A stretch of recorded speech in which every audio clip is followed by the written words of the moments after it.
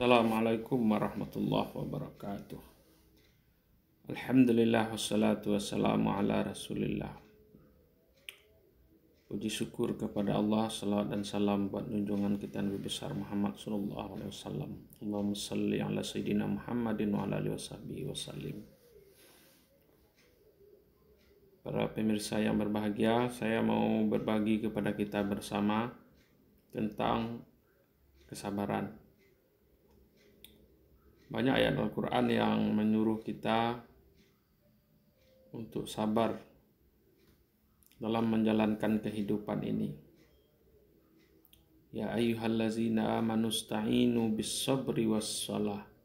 Innallaha ma'as sabirin. Hai orang-orang yang beriman, minta tolonglah kamu dengan sabar dan salat. Sungguhnya Allah bersama orang yang sabar. Dalam surat Al-Baqarah. Sabar itu maknanya adalah menahan diri kita.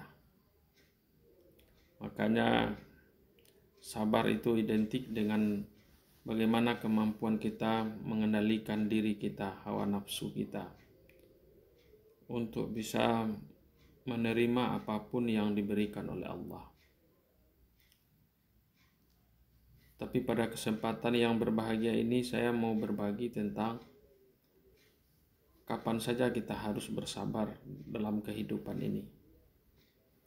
Ada 6 jenis kesabaran yang harus kita perhatikan. Karena mungkin saja kita sabar dalam hal tertentu, tapi di hal-hal lain kita tidak sabar.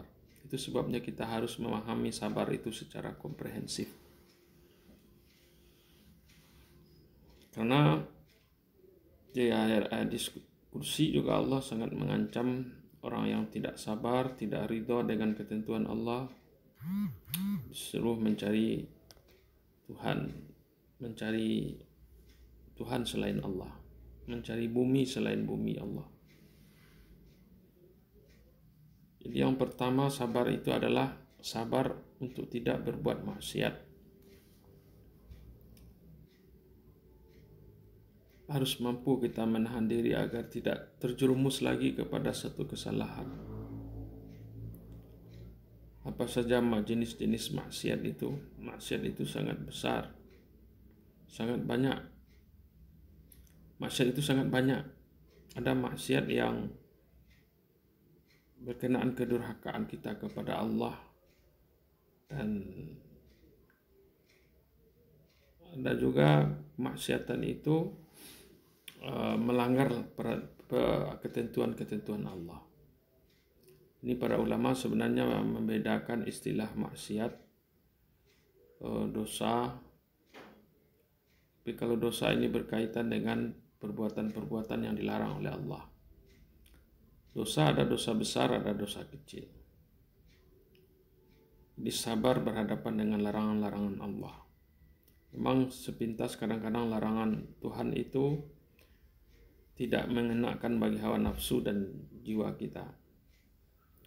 Tapi kita harus bersabar. Yang kedua adalah sabar dalam ketaatan. Sabar menunaikan kewajiban-kewajiban perintah Allah. Sabar menjalankan sholat 5 waktu sehari semalam berjamaah ke masjid. Harus sabar, butuh kesabaran. Karena banyak gangguan-gangguan yang membuat kita nanti hilang kesabaran kita. Kalau kita sabar dalam menghindari maksiat dan dosa, tetapi kita tidak sabar dalam ketaatan, juga tidak ada hasil. Jadi sabar menghindari dosa, kita juga harus sabar menunaikan kewajiban-kewajiban. Yang ketiga adalah sabar dalam menghadapi musibah dan bencana. Setiap kita ini pasti akan diuji oleh Allah. Dan ujian itu berupa bermacam-macam. Lanabluwannakum bisyai'in minal khawfi wal ju'i wa naqsim minal amwali wal anfusi was samarat. Apakah rasa takut, lapar, sedikit harta dan buah-buahan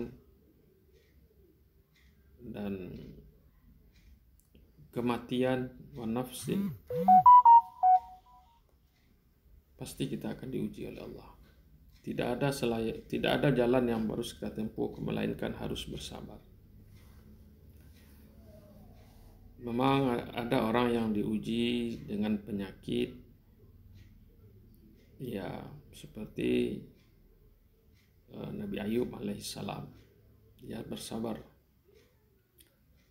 dia menerima ujian itu sampai dia tidak meminta kepada Allah agar disembuhkan, kecuali ketika sakit itu sudah mengganggu zikir dan ibadahnya kepada Allah.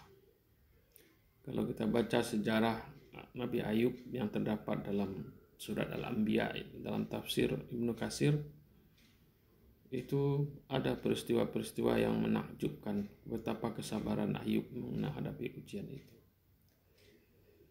Dia ditinggalkan istrinya, ditinggal anaknya, harta dan habis terbakar, kekayaannya habis, datang penyakit, ditinggal istri, ditempatkan di tempat yang terpencil dari masyarakat. Begitu beratnya, sangat berat sekali. Beratnya adalah karena Nabi Ayub itu sebelum dia diuji oleh Allah adalah orang yang berkecukupan. Kalau dia biasa hidup menderita dari kecil, lalu ya tidak seberat orang yang pernah mengalami kesenangan. Tapi bagi dia, ketika senang dia bersyukur kepada Allah, ketika dia diuji dia bersabar. Ajaban li amril mu'min, mengherankan sifat orang-orang beriman. Kalau dia diuji dia bersabar, kalau dia diberi nikmat dia bersyukur. Sabar. Tentu kesabaran itu bukan berarti kita tidak berusaha, berdoa, berusaha terus. Karena ujian dan cobaan itu musibah yang ditimpakan oleh Allah itu mengandung hikmah.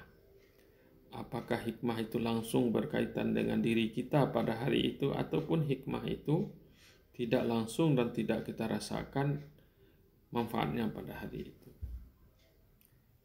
Banyak kasus-kasus, contoh-contoh yang terjadi dalam kehidupan. Di awalnya mengeluh dengan musibahnya, tetapi di akhir dari musibah itu dia mengakui betapa besar nikmat Allah.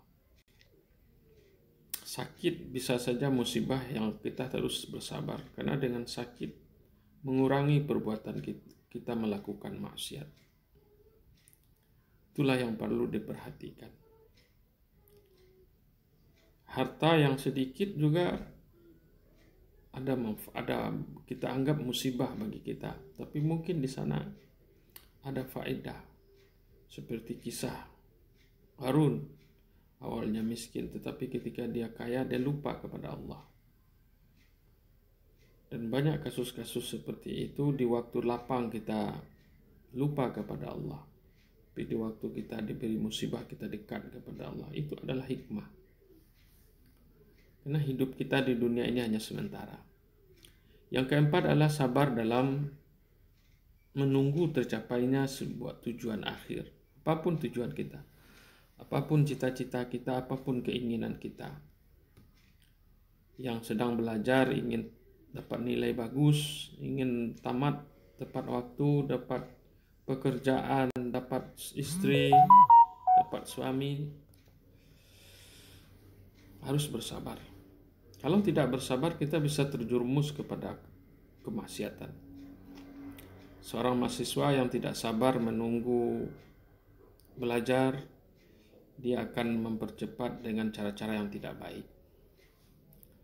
Seorang pegawai yang bekerja karena tidak sabar, menunggu karirnya lebih baik, dia melakukan sesuatu yang tidak baik. Saya kira banyak contoh-contoh kehidupan yang bisa kita ambil di sekitar kita, bagaimana orang-orang yang tidak sabar untuk mencapai tujuan akhirnya. Pengalaman saya, di waktu saya masuk sekolah dulu, di pesantren ya kecil di tepi Danau Singkara.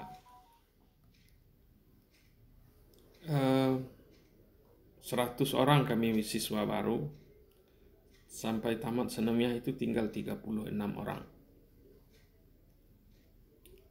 Yang selebihnya, ya mungkin banyak faktor dia berhenti dalam belajar. Mungkin karena kemampuan belajarnya yang tidak baik, tidak kurang baik, kemampuan ekonomi, atau banyak yang lain. Tapi pada intinya menurut saya adalah kesabaran. Dari 36 itu kemudian melanjutkan di pesantren itu sampai tamat hanya sekitar 6 orang, termasuk saya 1 orang. Karena waktu itu perasaan para kawan-kawan kita adalah mau jadi apa kita kalau belajar di sini sampai tamat. Karena waktu itu setelah tamat sanawiyah mereka sudah pergi mencari uang, merantau, meninggalkan pelajarannya. Mungkin banyak faktor yang lain, tetapi menurut saya salah satunya mungkin ketidaksabaran. Tapi apapun yang diperoleh, bahwa apapun yang ingin kita capai dalam hidup ini harus bersabar. Yang kelima adalah sabar atas perkara-perkara yang tidak menyenangkan. Ini yang perlu juga menjadi renungan kita bersama. Dalam hidup ini pasti ada sesuatu yang menyenangkan dan sesuatu yang tidak menyenangkan. Jangan kita hanya berbangga ketika mendapatkan sesuatu yang menyenangkan, tetapi ketika sesuatu yang tidak menyenangkan menimpa kita, kita berkeluh kesah. Oleh sebab itu, dalam hidup ini, dalam belajar, dalam bekerja, apapun yang kita kerjakan pasti akan dihadapkan sesuatu yang tidak menyenangkan, yang membuat hati kita tidak senang. Apakah karena hubungan kita dengan orang lain atau dengan kondisi kita sendiri? Apakah faktornya adalah interpersonal ataupun intrapersonal? Berkenaan hubungan kita dengan diri kita sendiri, apakah melihat kekurangan-kekurangan kita tidak menyenangkan? Tapi kita perlu bersabar karena itu adalah ciptaan Tuhan.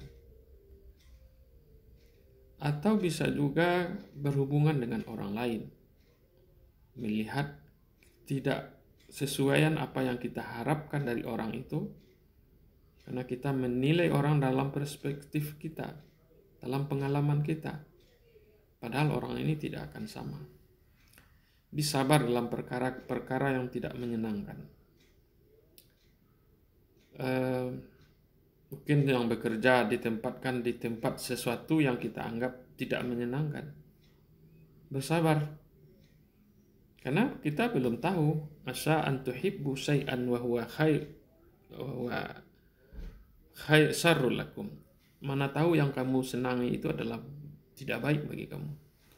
Asa an takrahu syai'a wa huwa khairul lakum. Mana tahu yang kamu tidak senang itu baik menurut Allah. Ya, ini butuh kesabaran. Tidak boleh berkeluh kesah kalau kita ditempatkan bekerja dimanapun. Pengalaman saya juga bekerja sebagai waktu kuliah menjadi guru TPA. Itu pekerjaan yang waktu itu tidak menyenangkan. Tidak menyenangkan sama sekali. Setiap hari saya harus pulang ke masjid. Membersihkan masjid, membentangkan tikar untuk orang sholat. Di samping itu malam, sore dan malamnya mengajar anak-anak mengaji. Tidak menyenangkan pada waktu itu. Karena teman-teman saya sebagian besar tinggal di sekolah. Tinggal di kos. Bagi mereka, ya mereka juga tetap sukses karena dia di kos juga ada ujian-ujian tertentu. Tetapi saya memilih untuk tetap bersabar dengan kondisi yang ada. Oleh sebab itu, ya apapun, seberat apapun ujian, tetap bersabar.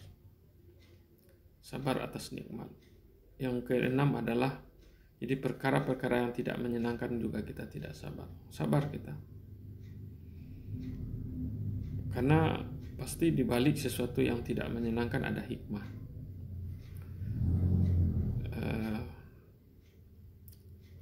Yang keenam adalah sabar atas nikmat. Nikmat pun kita harus bersabar.